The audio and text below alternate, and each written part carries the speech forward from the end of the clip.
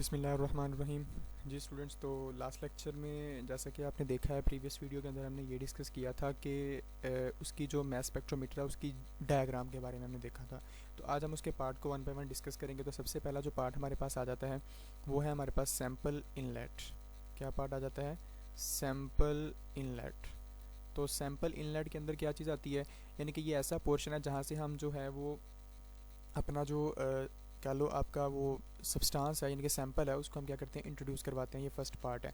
उसके बाद आता है वेपोराइजेशन चैम्बर। ये ऐसा चैम्बर होता है जिसमें जो है वो हीट के ज़रिए से जो है वो वोलाटाइल चूँकि ये होता है जो सब सैंपल है, तो उसके वेपर्स के अंदर कन्वर्ट किया जाता है और उसके प्रेशर को क्या किया जाता है 10.6 से 10⁻⁻6 से 10⁻⁻7 तक मेंटेन किया जाता है। उसके बाद इसका जो थर्ड पार्ट है वो आता है आयनाइजेशन चैम्बर का, यानी कि इधर हम इलेक्ट्रॉन की बम्बार्डमेंट करते हैं और इलेक्ट्रॉन की बम्बार्डमेंट करने की वजह से जो वेपर्स होते हैं वो सैंपल के वो क्या करते हैं, वो पॉजिटिव आइंस में कन्वर्ट हो जाते हैं।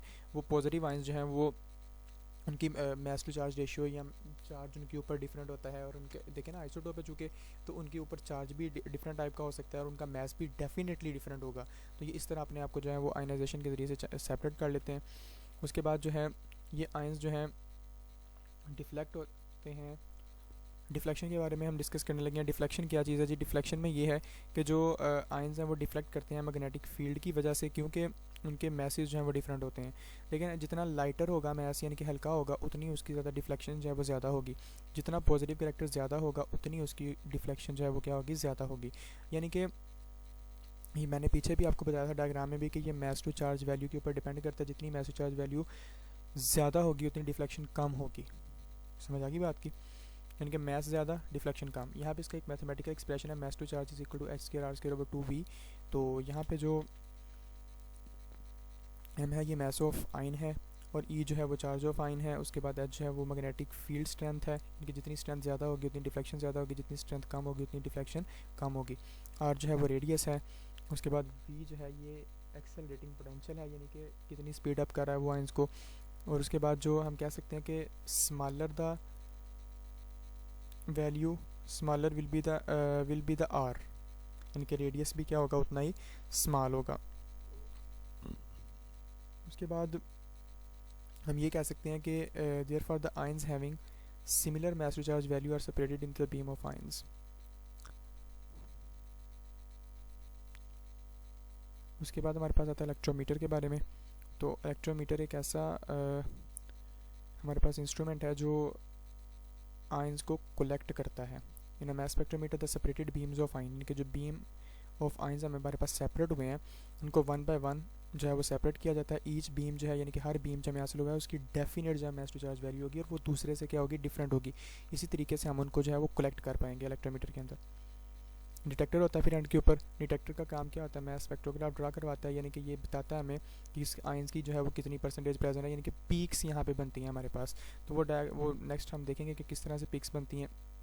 उसके बाद मास स्पेक्ट्रम जो है यहाँ पे एक शायद इमेज ये देखें, ये नियोन जो है वो उसके आइसोटोप को शो करवाया गया। यहाँ पे नीचे देखें ये हमारे पास मैस नंबर है। उसके बाद यहाँ पे ये आइंस के बारे में है। तो यहाँ पे देखें 20 के ऊपर ये एक मैक्सिमम पीक आपको मिल रही है, यानी कि यहाँ पे आप ये कह सकते हैं कि नियोन का जो 20 वाला आइसोटोप है ना वो मैक्सिमम यानी कि एग्जिस्ट करता है। 21 और 22 जो है वो कम पाए जाते हैं। 20 वाला जो आइसोटोप है उसकी पीक मिल रही है, इसका मतलब वो कि उसकी अबंडेंस ज़्यादा होती है। अगर आइसोटोप अगर आपको मिले नियोन का तो उसमें जो अबंडेंस होगी वो किसकी ज़्यादा होगी, 20 वाले आइसोटोप की होगी।